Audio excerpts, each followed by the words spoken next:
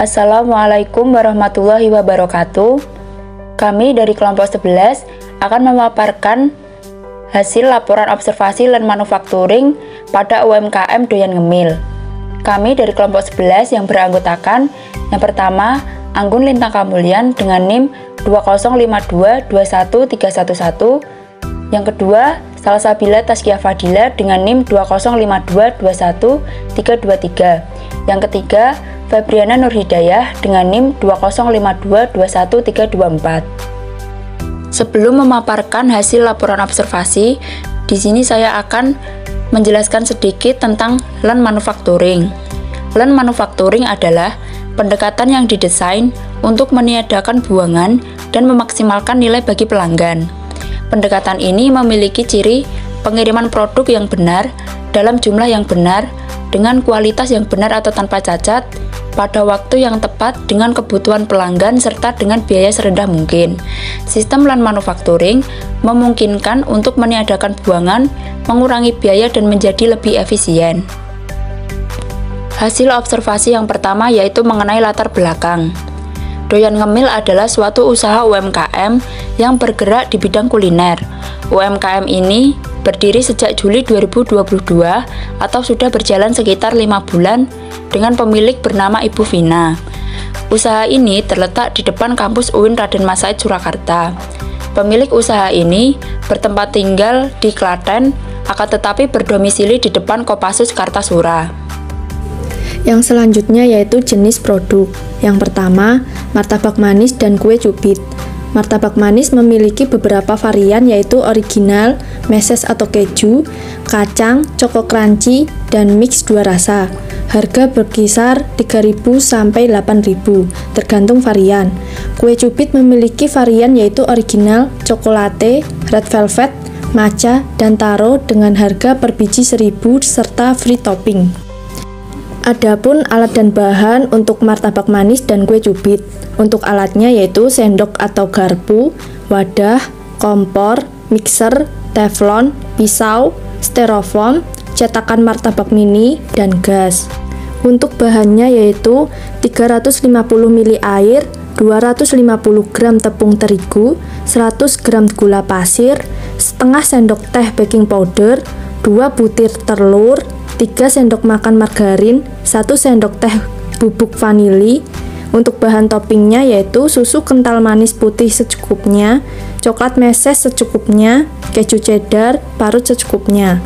Yang kedua yaitu takoyaki.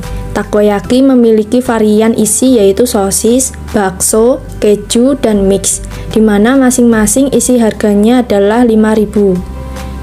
Adapun alat dan bahan untuk takoyaki.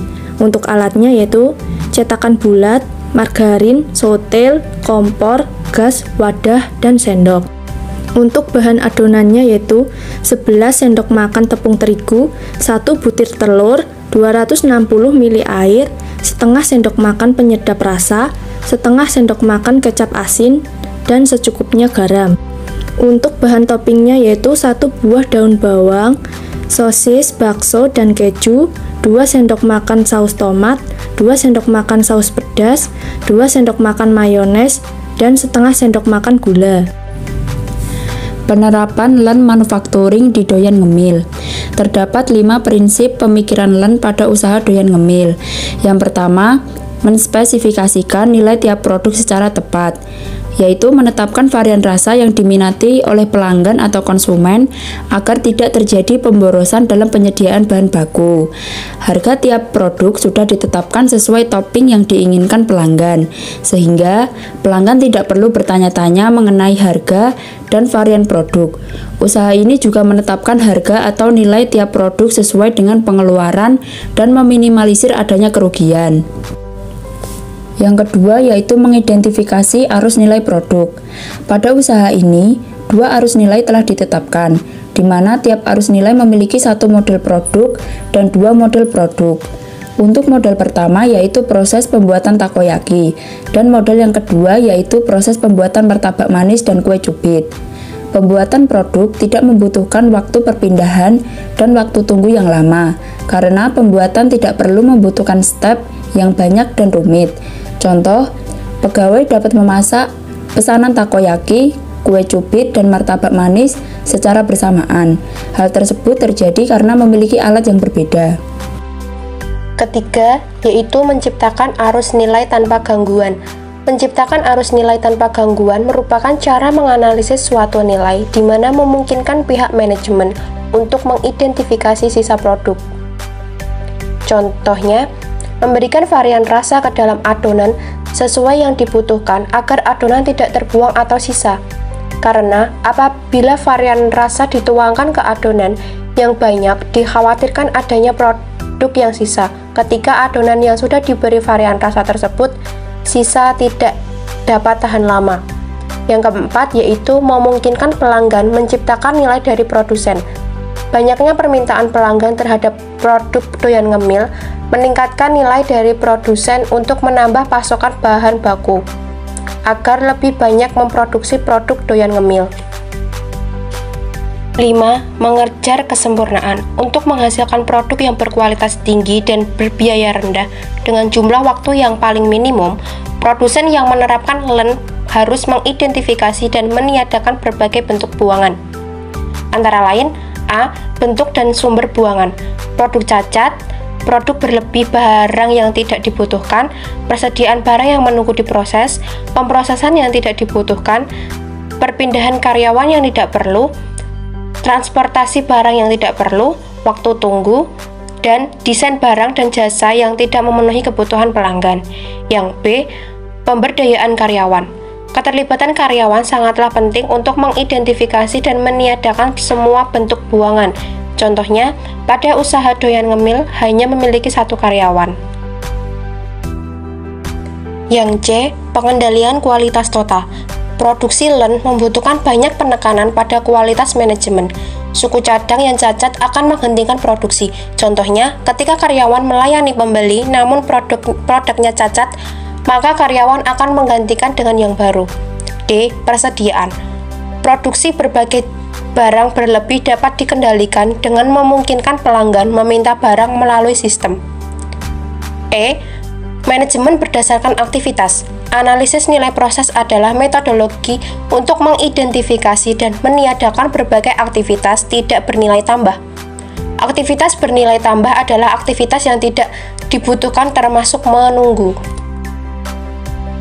Untuk dokumentasi yang pertama yaitu daftar menu, yang kedua tempat berjualannya, yang ketiga karyawan sedang mempersiapkan alat, dan yang keempat yaitu adonan yang telah dibuat.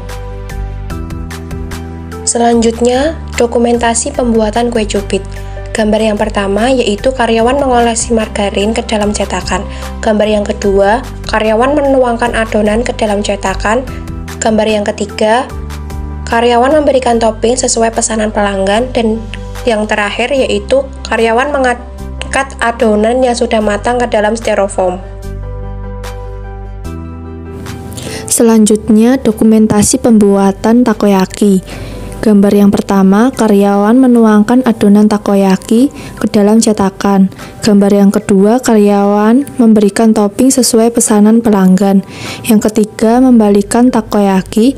Dan gambar yang terakhir, karyawan mengangkat takoyaki yang sudah matang ke dalam styrofoam. Dokumentasi yang terakhir adalah hasil produk dari doyan ngemil, yaitu kue cubit dan takoyaki. Di bawahnya merupakan dokumentasi setelah wawancara dengan karyawan doyan ngemil.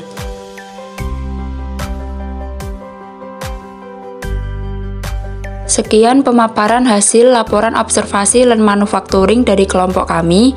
Apabila ada kesalahan mohon dimaafkan. Wassalamualaikum warahmatullahi wabarakatuh.